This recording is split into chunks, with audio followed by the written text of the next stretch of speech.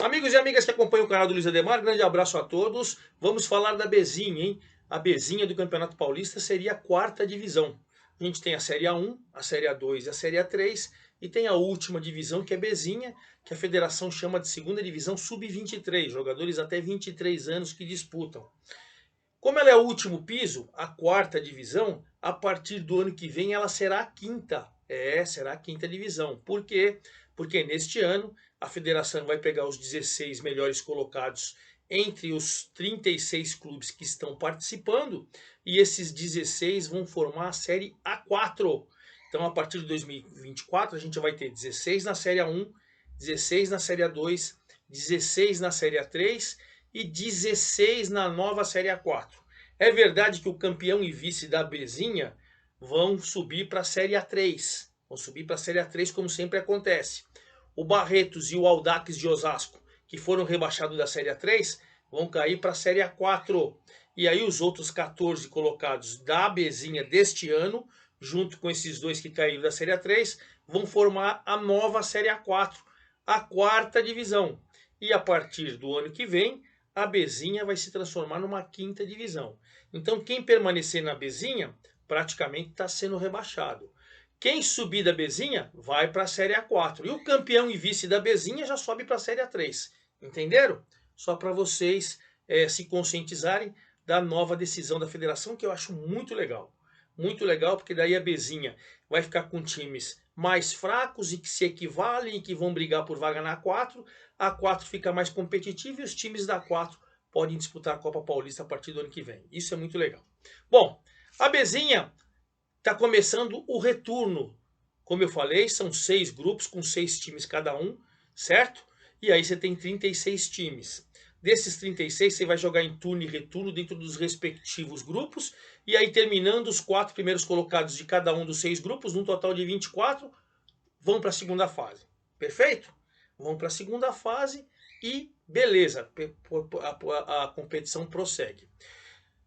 Nesta rodada, a sexta das 10, né, porque você vai fazer turno e retorno, são 6 times, 5 no turno já foram, agora foi a primeira do retorno, a sexta rodada. E olha, o Vossen de Assis no grupo 1 está a 1 ponto de se classificar para a próxima fase. Penapolense está a 1 vitória no grupo 1.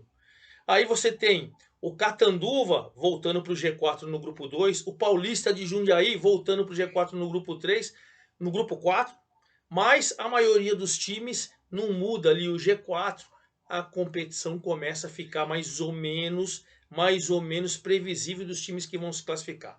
Mas vou falar de tudo isso. Antes de mais nada, quero convidá-los a fazer inscrição aqui no canal do Luiz Ademar, ativar o sininho para cada novo vídeo você ser avisado e principalmente pedir seu like, pedir sua opinião. Vamos trocar aquela ideia que a gente faz muito lá no meu Twitter, no meu Instagram, Luiz com Z, Luiz Ademar JR, certo? Bom, vamos então por partes, porque são muitos jogos. Vamos lá para o grupo 1. O grupo 1, onde tinha o Vossen de Assis, 100% de aproveitamento, mas neste domingo, 28 de maio, empatou com o Penapolense, o vice-líder, lá em Penápolis, 0-0. Então perdeu 100%, mas não perdeu a liderança. Está com 16 pontos o Vossen e o Penapolense vice-líder com 13. Os dois estão muito próximos da classificação. Eu diria que é uma tendência que na próxima rodada os dois estejam classificados. É uma tendência. Mas de qualquer maneira, o empate 0-0 hoje em Penápolis deixou os dois em situação muito tranquila. O Vossen, se tivesse vencido, já estava classificado. Mas ele está a 1 pontinho, enquanto o Penapolense está a 1 vitória. Situação dos dois confortável em relação aos demais times. Lá na sexta-feira, o Fernandópolis foi até a cidade de Tupã e ganhou do Tupã por 2-1, 2 gols do Sávio. O Thiago, cobrando falta, fez o do Tupã. Tupã segue fora da zona de classificação, quinto colocado com 4 pontos, mas está a 3 do Tanabi. Está brigando ainda, claro. E o Fernandópolis continua na terceira colocação com 10, se afastando 6 pontos do Tupã, que está fora, e ficando numa situação um pouco mais tranquila para se classificar. Então o Fernandópolis vai indo bem e o Tupã está complicado. E finalizando os jogos desse grupo 1, a gente teve também, neste domingo, o Tanabi goleando o Lanterninha Santa Cruzense, lá de Santa Cruz do Rio Pardo, por 4-0. Flávio contra, Gustavo cobrando pênalti, Gabriel e Elber fizeram os gols do Tanabi, que é o quarto colocado, está na zona de classificação com 7 pontos. É uma tendência, Vossen, Penapolense e Fernandópolis se classifiquem, Itanabi e Tupã devem brigar pela próxima vaga, né?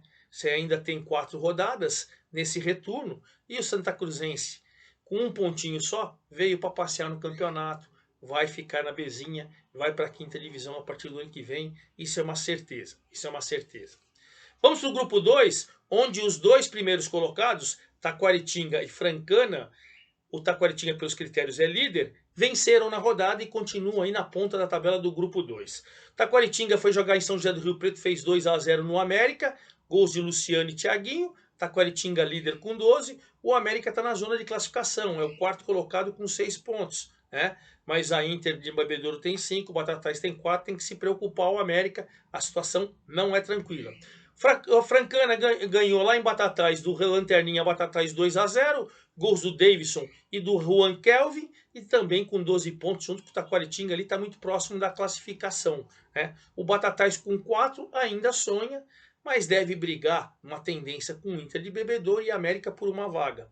Essa é uma tendência. E aí, se a gente for analisar, a Inter de Bebedouro, jogando em casa, perdeu do Catanduva por 2-1, e o Catanduva, com esse resultado, tirou a Inter em plena cidade de Bebedouro, venceu a Inter, tirou a Inter do G4 e entrou no seu lugar. Na verdade, foi para a terceira colocação, subindo 2 posições, de quinto para terceiro, ficou bem classificado, ficou numa situação tranquila, né? Claro, Catanduva com 8, América com 6, Inter com 5, Batatais com 4, todos brigam por 2 vagas. Mas o Catanduva já tem 3 pontos da Inter, que ele venceu em Bebedouro. Francana e Taquaritinga certamente estarão classificados pelo nível técnico dos dois times. Vamos para o grupo 3, onde o 15 de Jaú também está numa situação tranquila, ele e o São Carlos. O 15 de Jaú empatou com o próprio São Carlense, os dois, 15 de Jaú é líder, São Carlense é vice-líder. O jogo em São Carlos, 1-1, Vinícius Soares fez 1-0 para o 15, Zé Vitor de pênalti no finalzinho do jogo empatou. 15 de Jaú foi a 13 pontos, São Carlense foi a 11. Os dois certamente vão se classificar, já estão bem distantes do Mojimirim e do São Carlos, que tem 4. 13, 11 e 4. Por que eu estou falando Mojimirim e São Carlos? São os dois fora do G4. Então 15 de Jaú e São Carlense certamente vão se classificar, estão numa situação tranquila. União São João empatou em Araras por 1-1 com o Independente, João Mafra para o União, Luiz Fernando para o Independente. União São João continua na terceira colocação com 9, Independente de Limeira continua na quarta colocação com 8. Como o Mojimirim e São Carlos estão lá com 4 pontos, você vê que União São João e Independente estão se afastando, uma tendência que vai ficar muito difícil para o Mojimirim e São Carlos, que empataram na cidade de Amparo hoje 0-0. Mojimirim não joga em Mogi, coitado. Mojimirim está numa situação, numa penúria, uma pena. O carrossel caipira do Vadão da década de 90 nessa decadência. Mas enfim, com esse empate, Mojimirim e São Carlos 4 pontos, é uma tendência que os dois sejam eliminados. Tem chance ainda, mas está ficando cada vez mais difícil a situação dos dois. Vamos para o grupo 4, onde a briga está muito boa, hein? O líder SK Brasil foi jogar com o Amparo lá na cidade de Amparo, meteu 3-0. Derek, Guilherme Vieira e Marcos Uberaba. O Marcos Uberaba fez seu 4º gol na competição, está brigando aí, é um dos artilheiros da competição. 11 pontos foi o SK Brasil, junto com o União Barbarense, que lá em Santa Bárbara do Oeste meteu 3-1 do Lanterninha Colorado. Franklin, Vitor, Léo e Vinícius fizeram o gol do União Barbarense. Marquinhos marcou para o Colorado. Então, SK Brasil e União Barbarense têm 11 pontos. Estão afastados 5 do Amparo, que está fora da zona do rebaixamento, tem 6. Estão ficando numa situação bem tranquila para se classificar. O Paulista de Jundiaí fez um jogaço com o Rio Branco de Americana, 2 equipes que brilharam no Paulistão, na primeira divisão do Campeonato Paulista. O Paulista foi campeão da Copa do Brasil, enfim. O Rio Branco chegou a fazer 2-0, depois o Rio Branco fez 3-1 jogando em Jundiaí. Mas no final o Paulista ganhou por 4-3. Olha que jogão. Gustavo fez 2 vezes, Jair, marcaram os gols do Rio Branco. Paulinho, Arian, Arthur Moura e Natan fizeram os gols do Paulista, do meu amigo Roberval Davino, que olha, com essa vitória passou a terceira colocação, estava em quinto, estava fora da zona de classificação, voltou para a zona de classificação. E o Rio Branco, mesmo perdendo, é o 4º colocado com 7 pontos. Só que o Amparo tem 6 e o Colorado tem 4. Então essa briga promete, tirando o SK Brasil e União Barbarense, que estão numa situação um pouquinho mais privilegiada, e o Paulista com 9 que está ali próximo, a tendência é que essa chave fique bem disputada nas 4 últimas rodadas dessa primeira fase, hein?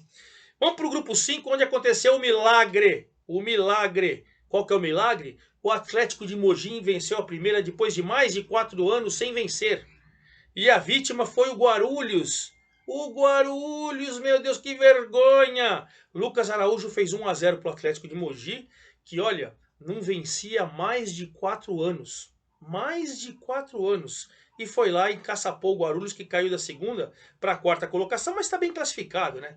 O Guarulhos é o quarto com 9, União de Mogi é o quinto fora da zona de classificação com 5. 9-5. Então ainda é uma situação privilegiada do Guarulhos, mas que vexame, hein? O Atlético de Mogi, lanterninha, continua na lanterna com 4 pontos, né? O Guarulhos tem 9, são 5 ainda de diferença. Mas de qualquer maneira vai ficar para a história, uma mancha na história do Guarulhos, essa derrota vergonhosa. O Mantiqueira ganhou do líder joseense por 1-0, gol do Matheus, tirou o joseense da liderança, caiu para a segunda colocação e está na terceira colocação ali, brigando para se classificar, hein? Que beleza de vitória do Mantiqueira lá em Guaratinguetá. E o Flamengo jogando em Guarulhos, meteu 2-0 no União de Mogi, Pedro Igor e Iago Siqueira, e o Flamengo assumiu a liderança do grupo. Flamengo primeiro com 11, Joseense segundo com 10, Mantiqueira terceiro com 10, Guarulhos quarto com 9. Aí União de Mogi com 5 e Atlético de Mogi com 4, é uma tendência que dificilmente se classifiquem. Veremos nas próximas 4 últimas rodadas. E finalizando o grupo 6, lá na sexta-feira o Jabaquara foi jogar com o Barcelona Capela, que é da Capela do Socorro, ele joga na Javari, no campo do Juventus. E o Jabaquara ganhou por 1-0 o gol do Gustavo, segue líder agora isolado com 15 pontos, enquanto o Barcelona, mesmo perdendo, é o quarto colocado com 7. Quarto colocado com 7, mas tendo que tomar cuidado que o Mauaense está se aproximando. O vice-líder é o Nacional, que empatou em casa, estava lá, fiz esse jogo ontem pelo YouTube da Federação Futebol Paulista. Mauá 1, Nacional 1, Mauá 1. O Mauá fez 1-0 com o Luiz Antônio, o Nicolas empatou, o Nacional foi a 13 pontos segundo, Mauá foi a 8 terceiro, uma tendência que se classifiquem, né? O Mauaense, jogando em Mauá, ganhou do Ecos por 3-2. Vitinho, João Gesley e Jean fizeram os gols do Mauaense. Rodrigo e o Vidoto Contra fizeram os gols do Ecos. O Ecos tem menos 3 pontos porque ele jogou um jogo com jogadores que não estavam inscritos, perdeu, está com menos 3 pontos. Então o Ecos já vai ficar na quinta divisão ano que vem, vai ficar na Bezinha, vai sair da quarta para a quinta divisão, né? E o Mauaense com essa vitória foi a 5, encostou no Barcelona que tem 7 e no Mauá que tem 8. Então o Mauaense ainda sonha com a classificação para a próxima fase. E vamos falar então, para a gente finalizar o vídeo, dos jogos que vão formar a 7ª rodada. Semana que vem, sábado e domingo. Sábado e domingo também. No grupo 1, Fernandópolis e Pernapolense, terceiro contra o segundo colocado. Pernapolense ganhou, classificou, né? Uma situação bem tranquila. Fernandópolis ganhou, fica muito próximo da classificação. Aí a Santa Cruzense, o Lanterna, recebe o Tupã, o vice-lanterna.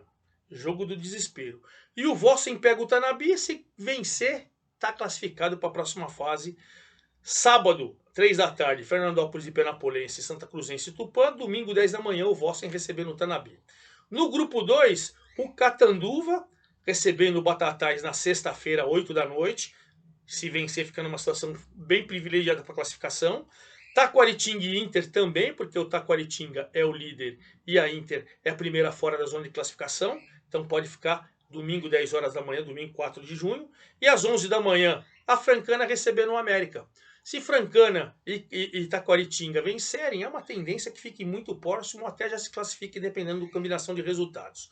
No grupo 3, sábado, 16 horas, São Carlos Lanterna com União São João. Bom para o União São João se vencer, né? O São Carlos, se quer ter chance, tem que precisar aprontar. Domingo, 10 da manhã, 15 de Jaú e Mojimirim. A tendência é que seja uma parada fácil para o líder 15. 10h30 da manhã do domingo, Independente de Limeira e São Carlense. O Independente ali lutando para se classificar, recebendo o vice-líder São Carlense. Aí a gente tem pelo grupo 4. No grupo 4, SK Brasil e Paulista. Olha que jogão.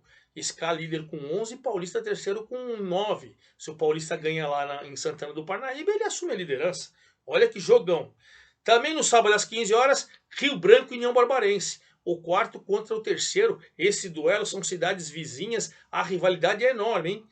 E aí, no domingo, o Lanterninha Colorado recebe o Amparo, que é o vice-lanterna. Quem vencer ainda sonha. Quem perder vai ficar praticamente complicado para se classificar.